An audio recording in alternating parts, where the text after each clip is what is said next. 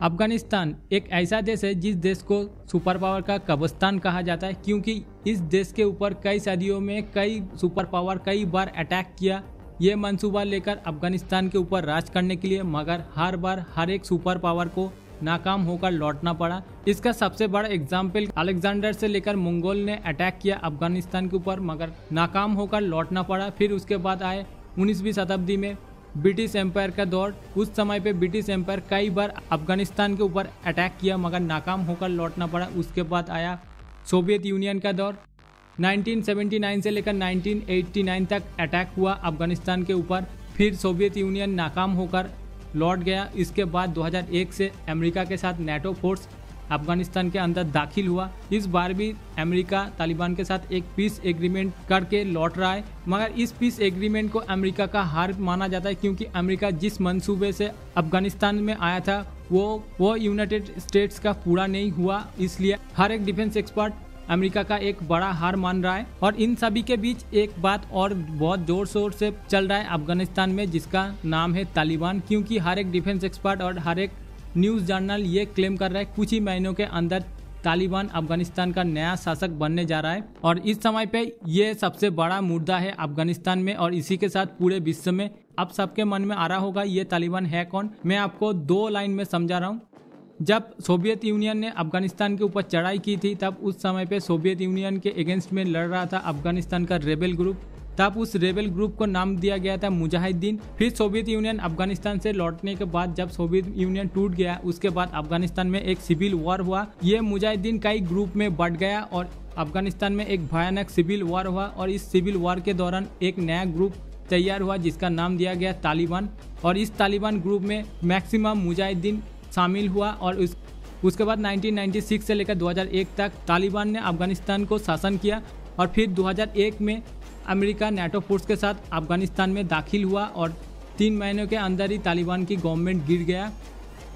मगर इस समय पे अमेरिका और नेटो फोर्स के साथ वही पुराना वाला हिस्ट्री रिपीट हो रहा है। अमेरिका और नेटो फोर्स इस समय पे तालिबान के साथ एक पीस एग्रीमेंट के तौर अपना फोर्स विड्रॉल कर रहा है। और अमेरिका के मुताबिक 11 सितंबर से पहले अमेरिका और नेटो का पूरा का फोर्स अफगानिस्तान से विड्रॉल हो जाएगा। इसी बात में सबसे बड़ा दिक्कत है, क्योंकि जिस दिन और जिस समय पे अमेरिका और नेटो का पूरा फोर्स अफगानिस्तान से विड्रॉल हो जाएगा, उसी की दिन रात से ही अफगानिस्तान में एक बड़ा सा सिविल वॉर छिड़ जाएगा तालिबान और अफगानिस्तान नेशनल आर्मी के बीच। हो सकता है ये 11 सितंबर के रात से ही ये सिविल वॉर स्टार्ट हो जाए। इसका चांसेस बहुत ही ज़्यादा है। इसका कारण है वर्तमान समय पे अफगानिस्तान में 34 स्टेट और 421 डिस्ट्रिक्ट्स मौजूद है, जिसमें तालिबान ने 11 स्टेट और 220 डिस्ट्रिक्ट्स में कंट्रोल कर चुका है। और इस समय पे 5 से 10 नया स्टेट और 100 से भी ज़्यादा डिस्ट्रिक्ट्स में काफ़ी ज़्यादा गंभीर हालत है। ये डिस्ट्रिक्ट्स कभी भी किसी भी वक्त तालिबान के कंट्रोल में जा सकता है और ये काफ़ी ज़्यादा तनावपूर्ण समय है। अगर अब बात की जाए तो तालिबान और अफगान नेशनल आर्मी के बारे में, जब ये पीस एग्रीमेंट साइन नहीं हुआ था उस समय पे अफगान नेशनल आर्मी में टोटल आर्मी था 3.5 लाख और वर्तमान समय पे है 3 लाख। दूसरी तरफ तालिबान में वर्तमान समय पे टोटल मिलिट्री से 90,000 से 1,20,000 तक। और तालिबान का जो अलायंस अलकायदा, हिजबुल मुजाहिदीन और मर्सिनरी फोर्स, ये सब मिलाकर 40,000 के आसपास टोटल मिलिट्री है। कुल मिलाकर तालिबान के पास 1.5 लाख से 1,60,000 तक मिलिट्री मैन पावर है। लैंड फोर्स की अगर बात की जाए, अफगान नेशनल आर्मी के पास टोटल 50 से 60 यूनिट मेन बैटल टैंक मौजूद है, जो T-54 और T-62 टैंक है। ये जो टैंक के तादाद है ये तालिबान के अगेंस्ट में कोई असर नहीं करेगा, क्योंकि इसके तुलना में तालिबान के पास काफ़ी ज़्यादा एंटी टैंक गाइडेड वेपन्स मौजूद है। दूसरी तरफ आर्मर्ड व्हीकल्स, अफगानिस्तान आर्मी के पास टोटल 1000 आर्मर्ड व्हीकल्स है। दूसरी तरफ तालिबान के पास 800 से 900 यूनिट आर्मर्ड व्हीकल्स मौजूद है। आर्टिलरी डिपार्टमेंट में अफगानिस्तान आर्मी के पास टोटल 120 टॉड आर्टिलरी मौजूद था, मगर बाद में तालिबान ने 30 आर्टिलरी को कैप्चर कर लिया। वर्तमान समय पे 90 आर्टिलरीज मौजूद है। दूसरी तरफ तालिबान के पास 60 से 70 यूनिट तक टॉड आर्टिलरी मौजूद हो सकता है। रॉकेट प्रोजेक्टर में तालिबान के पास कुछ ऐसा नहीं है, मगर अफगान सेना के पास टोटल 24 रॉकेट प्रोजेक्टर मौजूद है। और मोटर में अगर बात की जाए तो अफगान नेशनल आर्मी के पास टोटल 3000 मोटर मौजूद है और दूसरी तरफ तालिबान के पास ये बिल्कुल 3000 के आसपास ही मोटर सेल्स मौजूद है। अफगानिस्तान एक लैंडलॉक कंट्री है, इसलिए अफगानिस्तान का कोई नेवी नहीं है, मगर यहाँ पे तालिबान के ऊपर अफगानिस्तान का एयरफोर्स काफ़ी ज़्यादा भारी पड़ सकता है। अफगानिस्तान एयरफोर्स में टोटल 250 यूनिट के आसपास टोटल एयरक्राफ्ट मौजूद है, जिसमें Cessna 208 10 unit, A29 super thunder 19 unit मौजूद है। ये ग्राउंड अटैक एयरक्राफ्ट है। दूसरी तरफ अफगानिस्तान के पास काफ़ी तादाद में हेलीकॉप्टर यूनिट मौजूद है। 80 से 190 से भी ज़्यादा यूनिट में हेलीकॉप्टर यूनिट मौजूद है, जिसमें सबसे ज़्यादा तादाद में Mi-17 95 यूनिट मौजूद है और Mi-35 पहले 8 यूनिट था, मगर इस टाइम पे अफगानिस्तान एयरफोर्स के पास 3 यूनिट मौजूद है। MD-500 डिफेंडर नाम का एक लाइट अटैक एयरक्राफ्ट है, जिसकी तादाद 68 यूनिट है और 10 ऑर्डर में है। तो गाइस, ये जो कंपैरिजन अफगानिस्तान नेशनल आर्मी के साथ तालिबान का जो आप देख रहे हो, इसके देखने के बाद आपके मन में एक सवाल तो जरूर आ रहा होगा, अफगानिस्तान नेशनल आर्मी और एयरफोर्स डेफिनेटली बहुत इजी तरीके से तालिबान को न्यूट्रलाइज कर सकेगा और तालिबान को रोकने में कामयाब होगा। अगर ये सवाल आपके मन में आ रहा होगा तो मैं कहूँगा इसका जवाब बिल्कुल ना है। इसका कारण आपको एक डेटा सर्वे के तौर पर आपको बता रहा हूँ।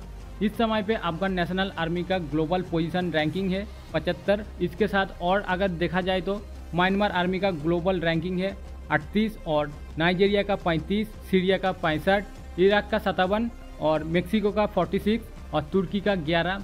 तो गाइस, ये जो मिलिट्री पोजीशन आपको बता रहा हूँ, ये यूं ही नहीं बता रहा हूँ, इसका एक बहुत खास कारण है, क्योंकि इन सभी देशों में तालिबान जैसा रेबेल ग्रुप काफ़ी ज़्यादा एक्टिव है और काफ़ी ज़्यादा कॉन्फ्लिक्ट चल रहा है वर्तमान समय पे। अगर बात की जाए तो म्यांमार, नाइजीरिया, सीरिया और इराक, इन चारों देशों में काफ़ी बड़े इलाके पर रेबेल ग्रुप का कब्जा है इस समय पे, और उस इलाके में इन सभी देशों का गवर्नमेंट सिक्योरिटी फोर्स इन इलाकों में घुस नहीं सकती। इन सभी देश अफगानिस्तान नेशनल आर्मी और एयरफोर्स के तुलना में काफ़ी ज़्यादा शक्तिशाली और काफ़ी ज़्यादा ताकतवर है, फिर भी नाकाम हो रहा है। और इन सभी देशों में अमेरिका और रशिया जैसे बड़ा बड़ा शक्ति काम कर रहा है पिछले 10 से 15 सालों से। और तुर्की की बात अगर की जाए, तुर्की एयरफोर्स वर्ल्ड टॉप 10 एयरफोर्स में एक एयरफोर्स शामिल होता है, फिर भी इसके बावजूद तुर्की को 15 साल टाइम लग गया PKK रेबेल ग्रुप को न्यूट्रलाइज करने में, और अभी भी 100% न्यूट्रलाइज नहीं कर सका है। अभी भी कन्फ्लिक्ट चल रहा है। मगर यहाँ पे अगर बात की जाए अफगान नेशनल आर्मी के बारे में और एयरफोर्स के बारे में, इस बार ये जो आर्मी और एयरफोर्स है उस शक्ति से लड़ने जा रहा है जो 1996 से 2001 तक अपना हुकूमत किया अफगानिस्तान में। और इनसे सबसे बड़ी बात, वर्तमान समय पे अफगान नेशनल आर्मी और एयरफोर्स में जो एसेट मौजूद है, जो मुजाहिदीन था बाद में जो तालिबान बना, ये उससे कई दुगना ज़्यादा कैजुअलिटीज़ कर चुका कई सुपर पावर का। अगर सोवियत अफगान वॉर के बारे में अगर बात की जाए तो उस समय पे मुजाहिदीन ने 450 से भी ज़्यादा एयरक्राफ्ट कैजुअलिटीज़ दी थी सोवियत यूनियन को मुजाहिदीन ने, जिसमें 350 से भी ज़्यादा हेलीकॉप्टर मौजूद था, जिसमें 74 Mi-24, 12 MiG-21, 4 MiG-23 और 10 Su-17, 5 Su-22 और 25 Su-25 एयरक्राफ्ट कैजुअलिटीज़ हुई। इसके अलावा US अफगान वॉर में भी काफ़ी ज़्यादा कैजुअलिटीज़ हुआ है, मगर ये यूनाइटेड स्टेट्स और NATO काफ़ी ज़्यादा इसको हाइड करके रखा है। टोटल 160 से भी ज़्यादा एयरक्राफ्ट शूट डाउन हो चुका है, जिसमें 116 हेलीकॉप्टर मौजूद है और AH-64 attack helicopter 13 unit, Mi-24 3 unit, Mi-17 9 unit और AH-1 अटैक हेलीकॉप्टर 3 यूनिट मौजूद है। इसके अलावा एयरक्राफ्ट में F-15E 1 यूनिट, F-16 9 यूनिट और राफेल 1 यूनिट और मिराज 1 यूनिट और B-1 लैंसर जैसा बमबारू विमान 1 यूनिट शूट डाउन कर चुका है तालिबान ने, और 19 यूनिट UAVs।